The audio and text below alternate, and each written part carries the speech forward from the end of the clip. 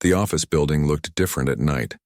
In the daytime, it was full of fast footsteps, ringing phones, and bright screens.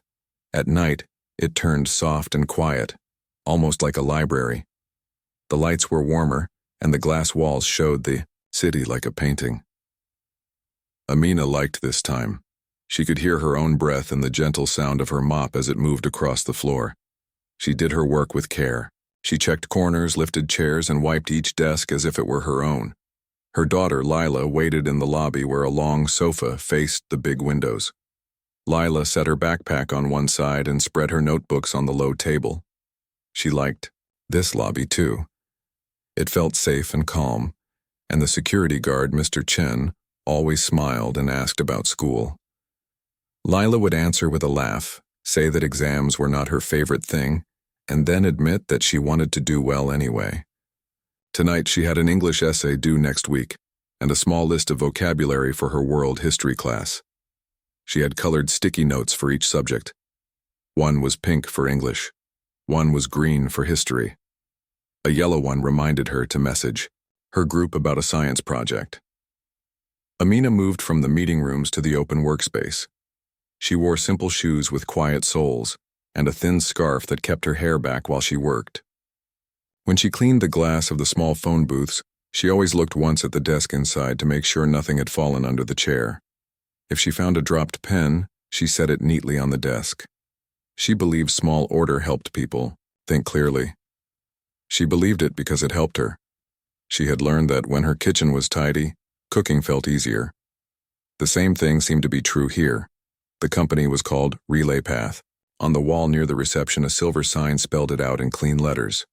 Under it was the simple sentence, "Clear paths for clear lives." Lila liked that line. She had copied it into her notebook once because it sounded like something a teacher might write on a board on the first day of school.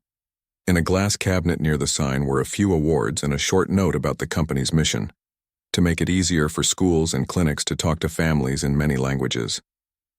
It felt important and real, not just a slogan. The founder, Ethan Miles, had left only a few minutes ago. He had walked through the lobby with a laptop under his arm and a tired smile. He was younger than many founders Lila saw in news stories, and he did not dress like a boss. Tonight he wore a plain sweater and simple shoes. He waved at Amina when he passed and told her, as he always did, "Thank you for keeping us shining." Amina smiled and said it was her pleasure. She meant it. She took pride in work done well, no matter who saw it. Ethan also nodded to Lila and asked how school was going. Lila said, "Good. I have an essay about a person who made a difference." Ethan said he hoped she would pick someone unexpected, because the world was full of quiet helpers. Then he stepped into the elevator and was gone. After he left, the office settled into its night rhythm. The coffee machine hummed softly in the kitchen. The ice maker clicked and dropped a few cubes into the tray. A light on a printer blinked in a slow, sleepy loop. On one screen that had been left on in a conference room, a calendar was still open. Lila could see the bright block of a missed call from earlier in the day. The words were large enough to read from the hallway. Gulf Horizon Foundation, Health and Education Fund, 866 made intro. She knew 866 million was a number with many zeros. She whispered the zeros to herself and then grinned. It sounded like a number from a movie, not a real call that could sit on a calendar like any meeting. Lila had heard a tiny bit about the fund from the office chatter she caught while waiting in the lobby on other days. People spoke carefully, not loud, but she could tell they were excited. She had picked up a few details while doing homework and listening with half an ear. There had been emails, slide decks, and a quick practice pitch. One engineer had laughed in the kitchen and told another, "If we even get a pilot with them, I'll sleep for a week." The other had said, "Sleep after the pilot. Before that, we sprint." Lila did not know the full story, but she understood the shape of it. A large foundation in the Middle East was making a big program to support tools that help communities communicate better about health and learning. Relay Path hoped to be part of it. The number was big because the need was big too. Amina finished the meeting rooms and came out with a rolled bag of trash to tie and take to the service elevator. She saw Lila chewing her pencil and staring at her notebook with a face that meant she was thinking hard. "Don't chew the pencil," Amina said softly, smiling. "It tastes like wood." Lila made a funny face and put the pencil down. "I am stuck on the first line," she said in a low voice. "The essay is about a person who made a difference. The teacher said to pick someone in history, but also, if we want, we can pick someone normal, someone who helped in a small way." "Then, you have too many choices," Amina said. "That is the problem. We know many small helpers." She touched her daughter's shoulder and then lifted the bag to go.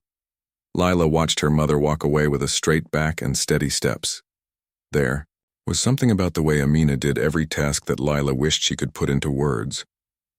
It was quiet care. It was attention. Maybe that was the first line, Lila thought. Maybe the first line was about how a person can make a difference without noise. Mr. Chen came from his desk with a cup of tea and stood near the windows. "The sky looks clean tonight," he said. "Rain washed the dust away." He did not talk much, but when he did, he liked to share simple observations like this, as if he were writing tiny poems with his mouth. Lila nodded. She liked the rain, too. It made the city lights look soft, and it made the air smell fresh. Mr. Chen asked if she wanted hot water for her own tea bag. She said yes, thank you, and he brought her a cup. When Amina returned, she checked the kitchen counters and wiped the fingerprints from the fridge. She filled the soap, folded a new towel, and made sure the dishwasher had space for morning cups. She did not rush. She believed rushing created small mistakes. She did not want to be backtracking to fix small mistakes later. She liked finishing a floor and knowing she could move on for real. While she worked, she thought about her daughter's essay. She did not plan to say, "Write about me." She did not want that. But she hoped Lila would see what she tried, to show every day that work is dignity and care is a kind of gift. Near the reception desk, a red light blinked on the main phone console. It meant a new voicemail. The phone sat on a small shelf below the silver sign with the company name. Normally, in the day, a friendly person from operations handled all calls, moved them to the right place, and kept a note of who called and why. At night, the system sent most calls to voicemail after a few rings. If it was urgent, some calls were set to ring a mobile as well, but only if that person had marked themselves on. Lila had watched the front desk team many times. They were good at sorting messages. They asked simple, exact questions and wrote down names clearly. It looked like easy work from far away, but it was not. It required judgment. It required calm. Another light on the phone turned on as a call came in. The screen on the console lit up. The number was only partly visible, but there was a word where a name would normally be. Foundation. Lila looked at the empty chair behind the desk. She looked at the long hallway where her mother was still working. She looked at the elevator doors. No one else was here. The phone rang again, steady and patient. Lila stood up without meaning to, as if the sound called her feet. She stopped herself and sat back down. She knew she was not staff. She also knew she did not want to touch things she should not touch. She looked at Mr. Chen. He had stepped into the security office to check a screen. She looked at the phone again. The ring was not loud, but it felt important. She told herself that most calls at night could rest in voicemail and be answered in the morning. That was normal. Still, something about this call made her heart beat, in a small, quick way. Maybe it was the word on the screen. Maybe it was the calendar she had seen with the big number and the name of the fund. Maybe it was the idea that sometimes the difference between lost and found is only a few minutes. The phone stopped, and for a moment, the lobby was quiet again. Lila let out a breath she did not know she was holding. She picked up her pencil and wrote the first line of her essay. Some people change a day just by paying attention. She smiled a little. It felt true. She wrote a second line and a third, and soon the page looked less empty and more like a road. Then the phone rang again.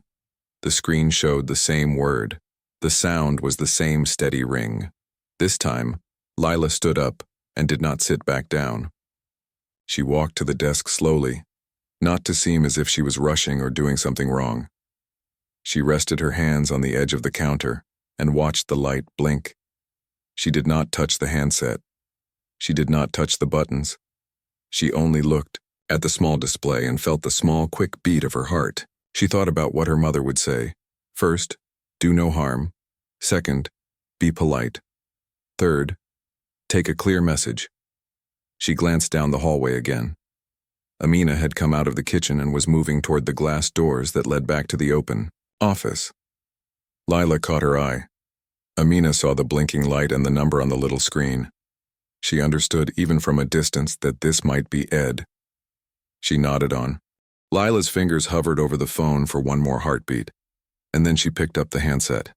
She pressed the green button the front desk team used and stood a little straighter, so her voice would sound steady. Thank you for calling. Relay Path, she said in a clear, gentle tone. Our office is closed right now. May I take a message and pass it to the right person first thing in the morning? There was a brief pause, the light buzz of an international line. And then, a calm voice answered. Good evening, this is Dr. Samir Al-Hadi from Gulf Horizon Foundation. We had an introductory call today with Mr. Ethan Miles. I'm afraid we missed each other because of the time difference. Lila felt the small, quick beat in her chest, but her words stayed even. Thank you, Dr. Al-Hadi. I'm happy to take a complete message. Could you please share the best email and phone number for follow-up? He gave the details slowly. Lila wrote each letter in neat block print on a fresh sheet from the front desk pad. She repeated each item back to him to be sure. She had learned this habit from watching the day team. Say the name, spell the name, read back the name. People felt respected when their names were correct. We are moving on our short list tonight, he said, still calm, still kind. It is already morning on our side. If we cannot connect soon, we will need to proceed with others. Lila glanced at the small card taped near the console. It was the after-hours guide she remembered. Repeat calls from a known partner. Take a full message. Offer morning follow-up. Note urgency. Create a clear summary.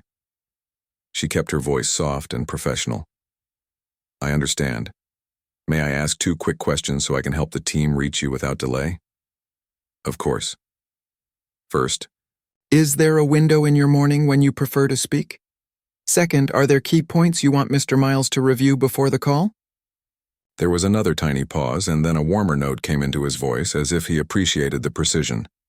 Yes, we can speak between 9 and 11 Gulf Standard Time, and we want to confirm how Relay Path measures impact in multilingual settings.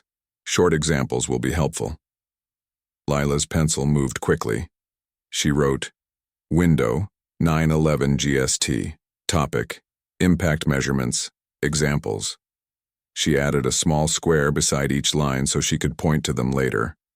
Amina had taught her this trick with checkboxes and action lines. It made any list feel less like a wall and more like a path. Thank you, Lila said. I will pass all of this to Mr. Miles. If it helps, I can also share a simple summary of your goals. She took a breath, and then something in her memory woke up. She had practiced beginner Arabic with a neighbor who ran a small grocery store on their block. It was not perfect, but it was respectful. She switched gently. Sabah al-khair f janibikum, ana ismi Lila, uhawil an uti, risala wadiha. Good morning on your side. My name is Lila. I will try to give a clear message. There was a soft laugh of surprise, the good kind. Shukran, Lila, he said warmly. Your Arabic is simple and very clear. Thank you. Lila smiled into the phone. Ahlan wa sahlan, she answered simply, and then returned to English so she would not make mistakes on important numbers. May I read back the main points to confirm? Please do.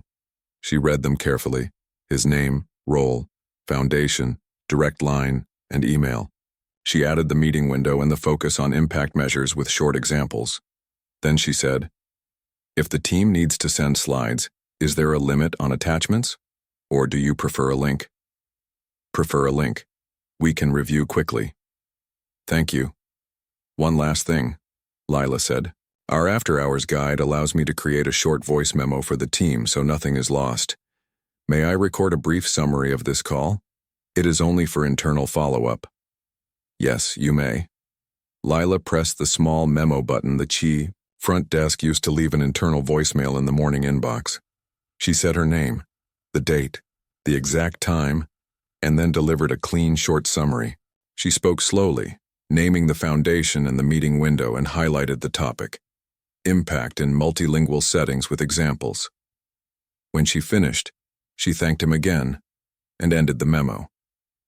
Lila, Dr. Al-Hadi said, his tone both formal and kind, you have been very helpful. Please tell Mr. Miles that we appreciated today's preparation materials. We simply need a quick touch point so we can finalize the list. We will hold a slot at 9:30. I will pass this right away, Lila said. We are grateful for your time. They said goodbye. The line clicked softly, and the screen returned to the idle glow of the lobby. For a few seconds, Lila stood still, holding the handset as if it were a delicate object. Then she set it down and let out a slow breath. She looked at what she had written. The notes were tidy with square checkboxes. She tore the page from the pad and clipped it to a bright night log folder she found in the drawer.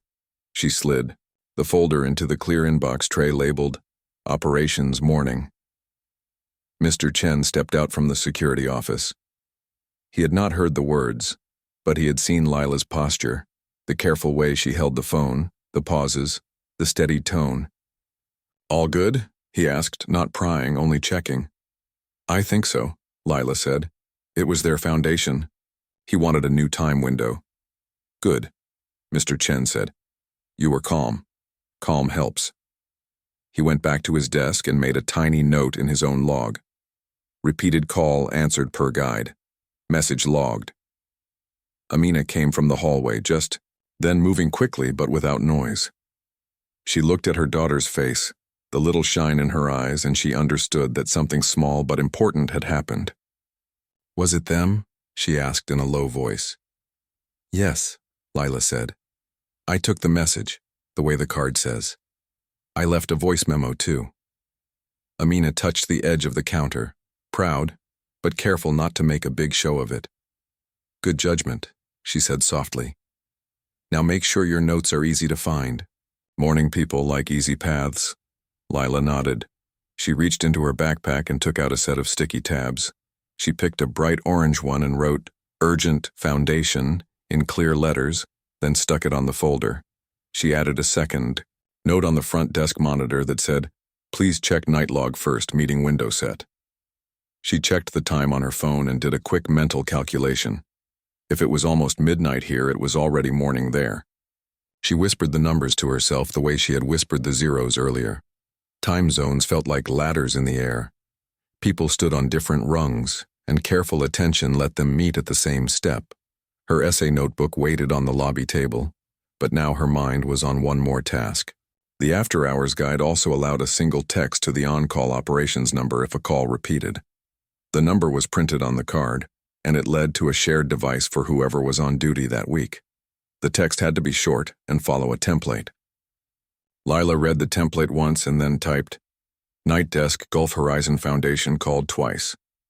Shared 9:30 GST window with impact focus. Details and contact in night log folder. Lila, guest, per after-hours guide. She held the phone up for her mother to see. Amina checked the words. Perfect, she said. Short, clear, complete. Lila sent the text and placed the phone back on the desk for the next person to use. The lobby felt quieter now, but not empty. It felt like a promise had been kept. Lila returned to the sofa, sipped the warm tea Mr. Chen had given her, and looked at her essay. The first line she had written earlier still felt true. Some people change a day just by paying attention. She smiled and added a second line. This time she put it in simple words because she wanted anyone to understand it. When you listen carefully, doors open that were almost closed. Amina finished the floor and did a final walkthrough. She checked the lights and the blinds. She made sure the kitchen was tidy and the dishwasher ready. Then she returned to the lobby and sat beside her daughter for a minute. They did not talk much. They did not need to. Lila leaned her head against her mother's shoulder and felt the steady calm that always came from her. "Would you like to choose a snack when we get home?" Amina asked at last, with a small smile. It was their little celebration for any good day, even the tiny ones. Pick a fruit or a cookie and share it at the kitchen table. "Yes," Lila said. "Maybe the crisp apples from Mr. Rahim's store." "Good choice," Amina said. "Mr." Chen checked the door locks and waved a good night from his station. "Sleep well," he said. "City is quieter after the rain." They gathered Lila's backpack and the night log folder stayed exactly where it needed to be, bright and ready. Lila looked once more at the silver sign on the wall. Clear paths for clear lives. She thought about how a path did not have to be a long road. Sometimes it was a simple message, written in neat letters handed from one person to another. On the ride down in the service elevator, Lila told her mother one more detail from the call. "He liked that I checked the window and the topic," she said. "He sounded less rushed after that." "Clarity is kindness," Amina said. "It saves people from guessing." Outside, the air was cool and smelled fresh. The streetlights made gentle rings on the wet sidewalk. They walked to the bus stop with easy steps. Lila felt a quiet excitement humming under her calm. She did not know what would happen tomorrow. She did not know how big decisions were made in rooms far away. But she knew she had done her part. She had listened. She had asked careful questions. She had left a clear path. At home, she would write 3 new lines in her essay before bed. She would keep the language simple and the meaning strong. She would say that help is not always. Morning came with clear light and the clean smell that follows rain. The first people to arrive at Relay Path were the operations teammates who liked quiet starts. They lifted the blinds, turned on the kitchen lights, and set fresh mugs near the coffee machine. One of them, Priya, walked toward the front desk and saw the bright orange tab Lila had left on the night log folder. She smiled at the neat label, Urgent Foundation. She opened the folder, read the clear notes, saw the checkboxes, and pressed play on the short internal voicemail. Lila's calm voice filled the small space with simple facts. The name of the Kiur Foundation, the new window, the focus on impact with examples, and the preferred link instead of attachments. Priya nodded and sent a quick message to the leadership channel. Night desk answered repeated foundation call per guide. 9:30 GST slot offered. Impact examples requested. Details in night log. Ethan stepped out of the elevator 10 minutes later with a takeout tea and a stack of papers under his arm. He looked a little more rested than the night before. The lobby still felt peaceful, like a page before writing. Priya met him halfway and handed him the folder. "Good morning," she said. "2 things. 1, we still have a chance for the fund. 2, someone very careful kept that chance open." Ethan set his tea on the counter and read the first lines. He read them a second time, slower.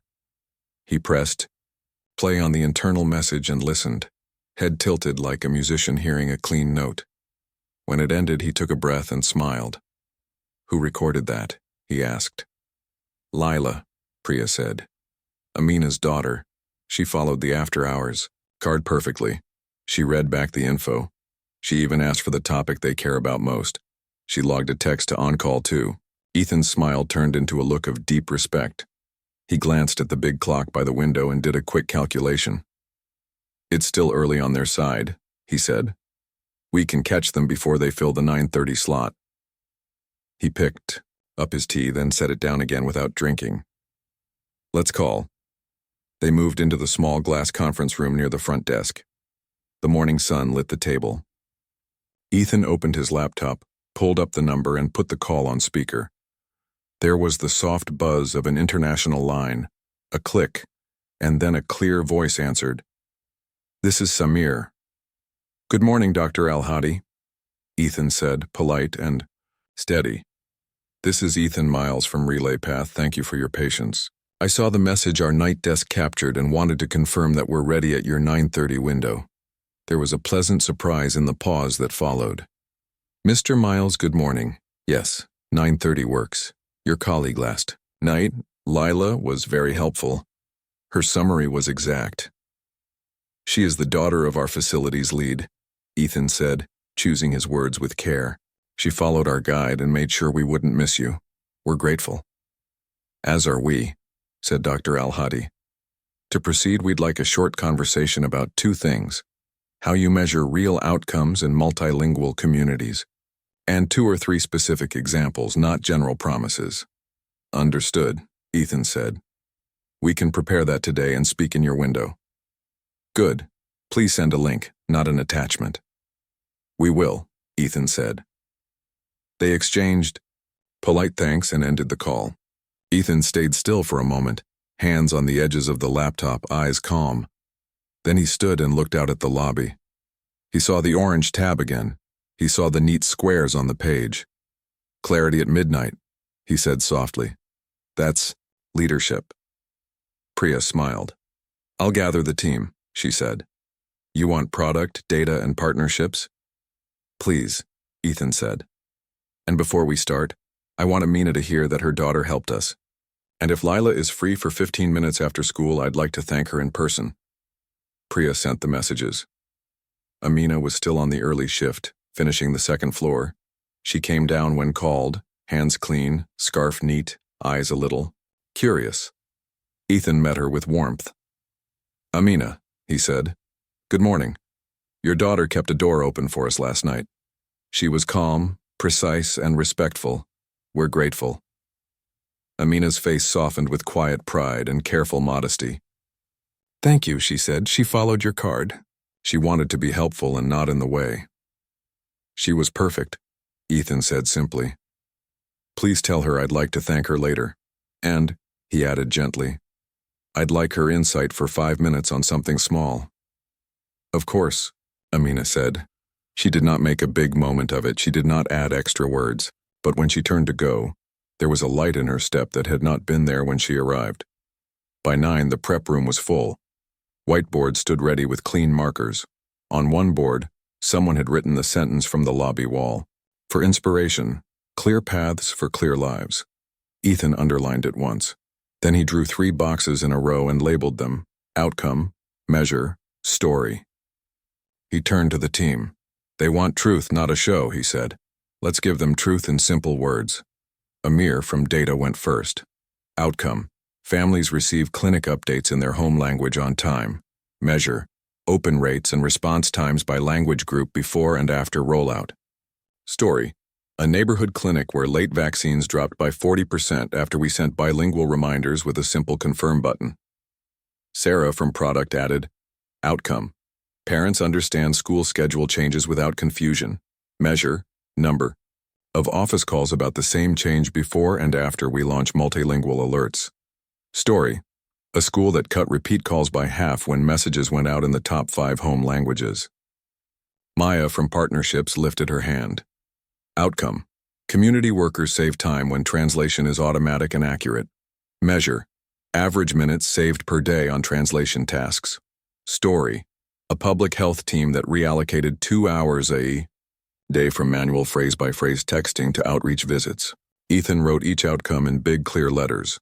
He circled the word before and the word after. We must be exact, he said. Not better. Show the baseline. Show the change. He wrote a simple formula on the side. Change. After. Before. Then he added a quiet note to himself. Tell it like you'd tell your neighbor. A small debate started over which examples to include.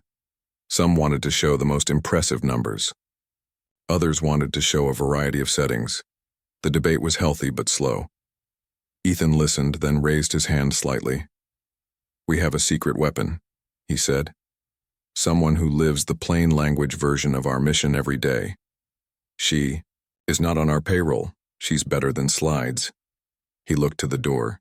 Amina, is Lila able to join us for 5 minutes before school? Amina had texted Lila already. The reply came quickly.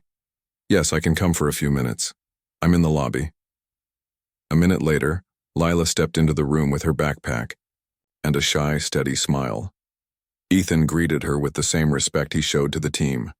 Lila, good morning. Thank you for your careful call. We will not forget it.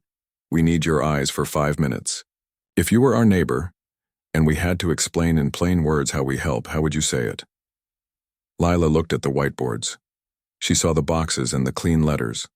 She took a small breath. "I would say this," she began speaking, slowly so she could choose simple words. "You help busy places talk clearly to families who speak different languages. You do not just translate words. You make messages easy to act on, so people can click, reply, or show up at the right time. Without guessing, she pointed gently to the first example about clinics. This one feels strong because it talks about late vaccines going down. Lots of parents care about that. If you say by how much, people will trust it." She moved to the school example. This one is also good because many families know the pain of getting 10 calls for the same thing. If you show one number before and one after, it is easy to understand. She hesitated, then added, "If the foundation wants short examples, maybe keep each story to 4 lines. 1 line for the place, 1 for the problem, 1 for the change you made, 1 for the number showing the change, and maybe a small picture of a text in 2 languages, but make it clean and not crowded." She looked around, a bit uncertain. "That is how I would understand it." The room went quiet in the good way, the way people go quiet when truth lands simply. Ethan wrote 4-line stories on the board and drew 4 short lines under it. "Place, problem, change, number," he said. "We can do that." Maya asked Lila one more question. "If you could choose a sentence to end each story, what would it be?" Lila thought for a second. Something like, "This saved time and worry for real families." Not fancy, just real. A soft laugh rose around the room. It was the kind of laugh that comes when tension eases and a path becomes visible. Ethan turned back to Lila. "This is exactly what we needed," he said. "Thank you for your help, and thank you for how you handled the call." Lila nodded, a little shy, and glanced at her mother. Amina's eyes shone with quiet pride. "I have to go to school," Lila said, apologetic, "but I hope the call goes well." "It will go better because of you," Ethan said. "We will send you a quick note afterward to tell you how it went." As Lila left, Ethan wrote 2 short phrases on the board. "Clarity is kindness," and "show the change." He underlined them once. Then the team moved fast but calm. Amir polished the numbers. Sarah made 2 simple slides with 4-line stories. Maya drafted 3 plain language sentences to open the call. Priya set up the meeting link and dropped it into an email, with a respectful greeting and no extra noise. Before sending, she added 1 line near the end. "As requested, we will F." The call moved like a calm, steady river. Ethan kept his voice simple and warm. He showed the first short story just as Lila had suggested. It said the place, the problem, the change, and the number. The foundation team listened closely. On either their side of the screen, faces were serious but kind. When Ethan finished the first example, he paused, not to fill the air, but to leave space for questions. "Thank you," said Dr. Samir Al-Hadi. "Your words are clear. How do you make sure the numbers are true, not just lucky?" Amir from Data leaned toward the microphone. "We measure the before and after for the same place, and we check the same weeks to avoid holiday spikes. We also compare to a similar place that did not use our tool yet. If the curve moves only for the place with our tool, it suggests the change is real." "Good," said a woman on the foundation team. "And translations? How do you handle words that do not map 1 to 1? Sarah answered. "We do not only translate. We rewrite messages in plain language first, so they are short and clear. Then we translate with review from community helpers or trusted partners. We test the message with small groups before sending it wide." Maya spoke next. "Privacy matters. We use the minimum data needed, encrypt it, and follow local rules. Families can opt out with 1 tap. We are careful about who can see what, and we train everyone who touches the system." Simple questions followed. Simple answers followed. The team stayed away from big promises. They chose real numbers, real steps, and small, honest stories. Once, Ethan almost added a fancy phrase. He stopped himself and remembered the sentence on the whiteboard. Not fancy, just real. He took a breath and told the story like he would tell a neighbor. Near the end, Dr. Al-Hadi said, We would like to test with you. A short pilot, 2 or 3 sites, 2 months, clear goals, clear measures. If the change you showed today appears, again, we will consider a wider partnership. Thank you, Ethan said. We will prepare a pilot plan by tomorrow your time. We will propose simple goals and agree on the numbers with you. One more request, the woman on their side added. Could we briefly hear from a real person who used your tool? A school staff member or a clinic worker? Yes, Maya said. We can invite a school coordinator named Maria and a clinic nurse named Hassan to join a short call. They have used our tool and can speak in plain words. That will help, said Dr. Al-Hadi. Please send times. They exchanged thanks and ended the call.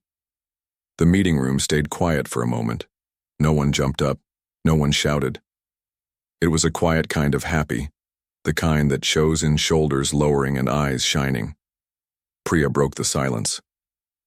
We did it right, she said, softly. Ethan nodded. We did it simply, he said. He looked at the whiteboard and the 4 lines again.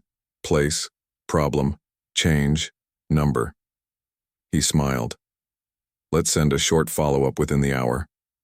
Then we build the pilot plan.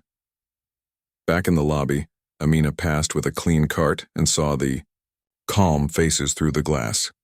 She met Ethan's eyes for a second. He gave a small, grateful nod. She moved on with her steady steps, heart warm. Within 30 minutes, the foundation sent an email. It was clear and direct.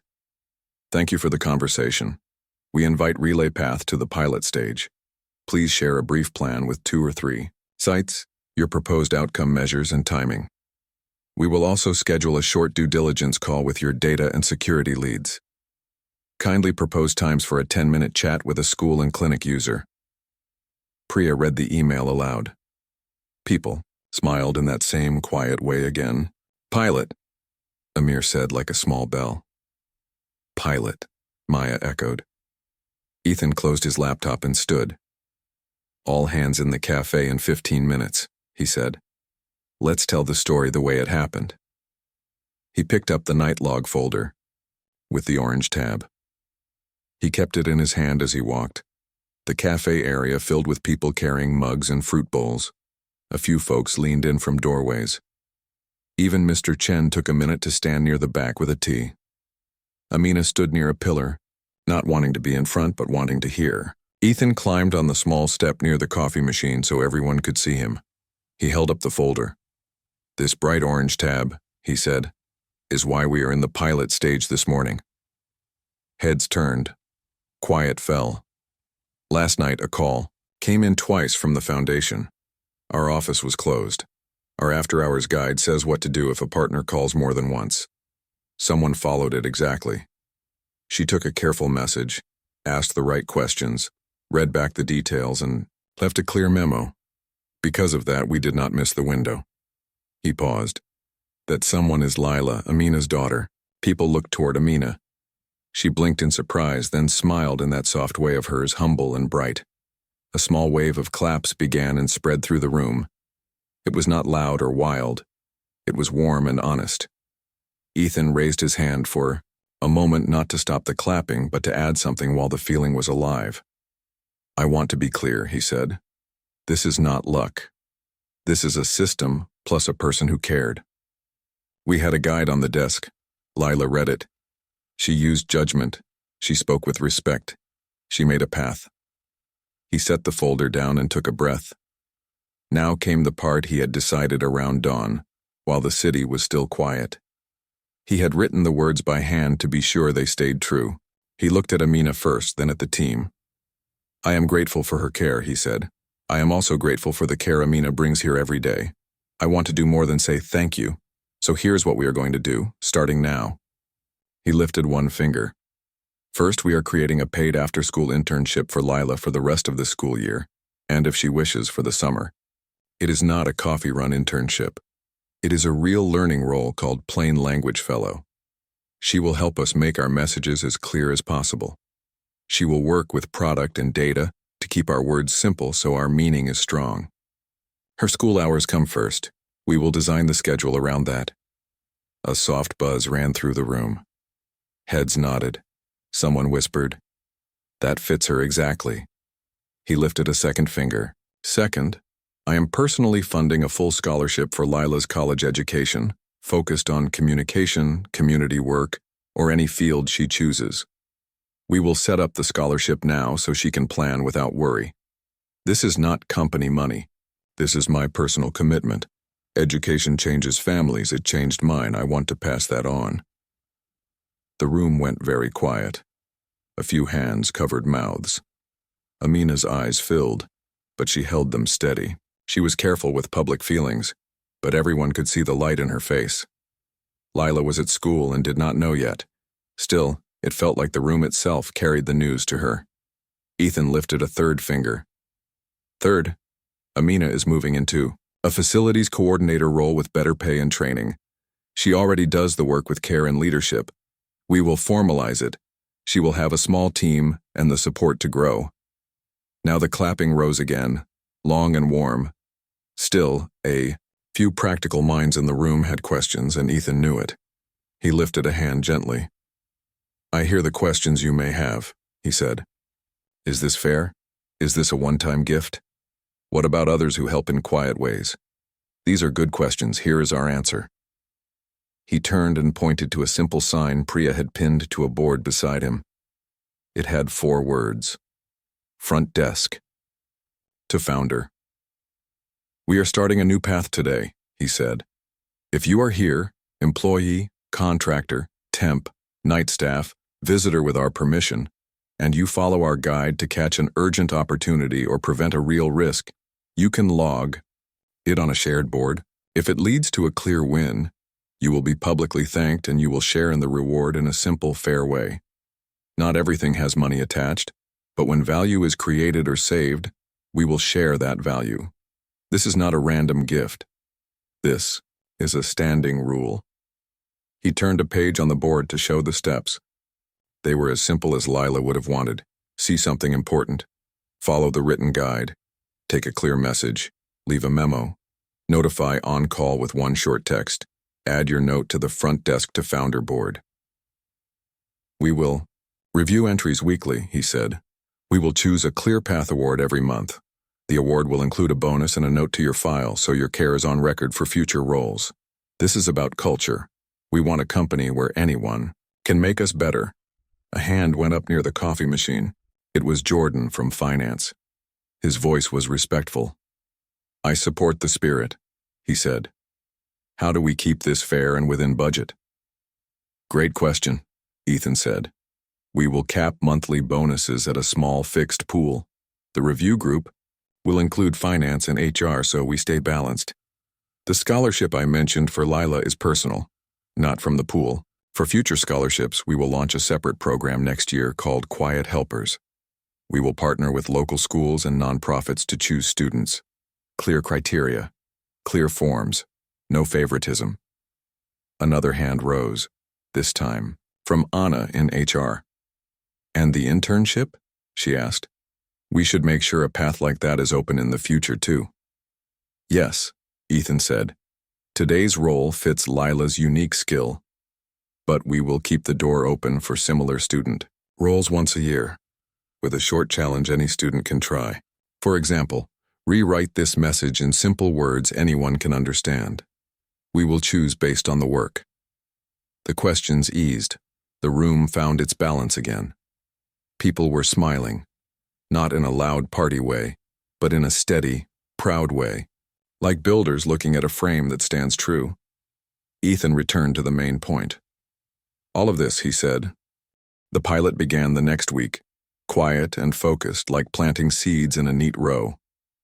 2 sites were chosen, a neighborhood clinic where late vaccine visits were common, and a public school where families spoke 5 main home languages. The plan was simple. Send clear messages in plain language, translate with care, and measure what changed. Everyone agreed on the numbers before they started. No guessing later. The measures were written on 1 clean page and taped to the wall in the prep room. Fewer late visits, fewer repeat phone calls, faster replies to messages, and one extra line called calm, a short survey that asked staff and families if things felt clearer. Before the first messages went out, Maya set up short calls with the people who lived the work every day. Maria, the school coordinator, joined from a desk stacked with folders. She wore a bright sweater and spoke with a smile that reached her eyes. "Plain language helps more than you think," she said. "If a message says, 'School will dismiss. Early at 1 p.m., please come by 12:55. Parents do not have to guess. A button that says, 'I will come,' makes it even easier." Nurse Hassan called in from the clinic's small office. He spoke softly with the calm of someone who comforts worried people for a living. "Short sentences help scared families," he said. "We say, 'Your child's next visit is Tuesday at 10 a.m. Bring the card. Press this button to confirm.' It lowers the heart rate of the day." The first week brought small signs of change like tiny green shoots. The clinic's reminder messages went out in 2 languages with a one-tap confirm. By Friday, confirmations arrived earlier than usual. On a whiteboard at Relay Path, Amir drew a simple graph with 2 lines. Last month in gray, this week in blue. The blue line began to rise sooner. "We are seeing faster replies," he said in his gentle way. At the school, the office phone stayed a little quieter during a schedule change. Maria sent a quick note. "We cut repeated calls almost in half today." She added a smile made of 2 dots and a curve.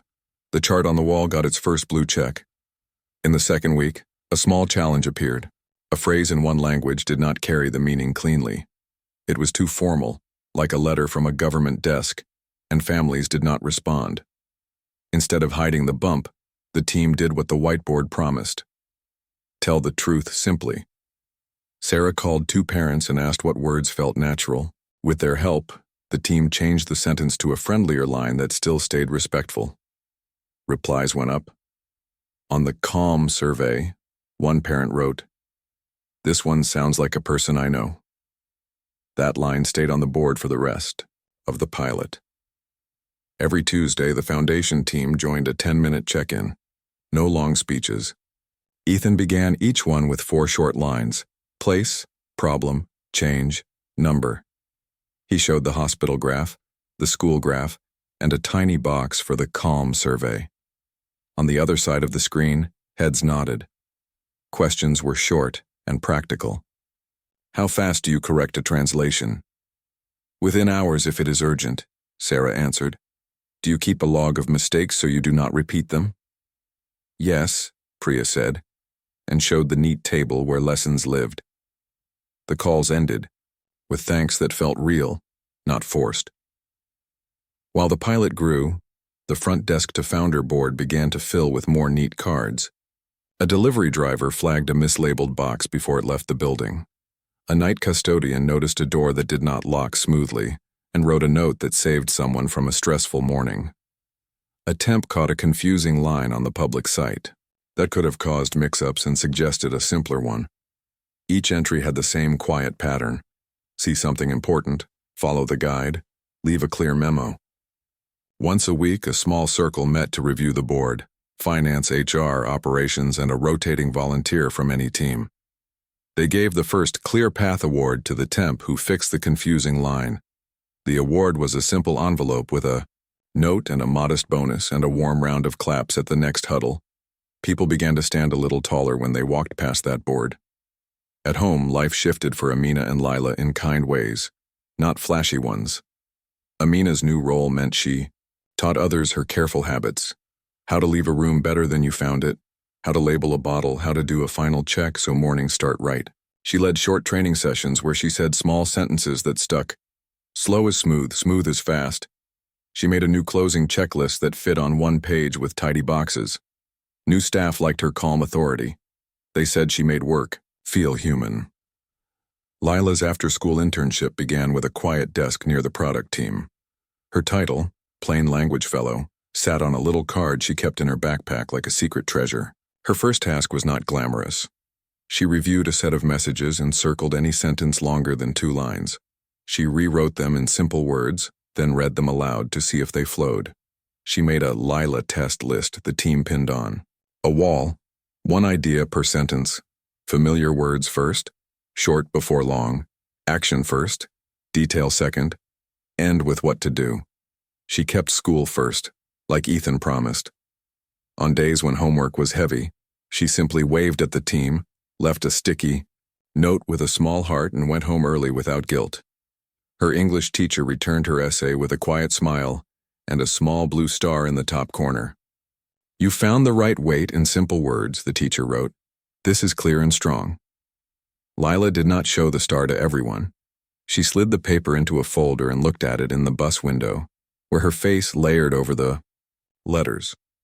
A word did not need to be fancy to be powerful. One afternoon, the foundation sent a short message. "We would like to visit next Tuesday. A small team. We will meet Maria and Nurse Hassan and see how your process works." No one panicked. The visit was planned like the pilot. Simple steps, no stage tricks.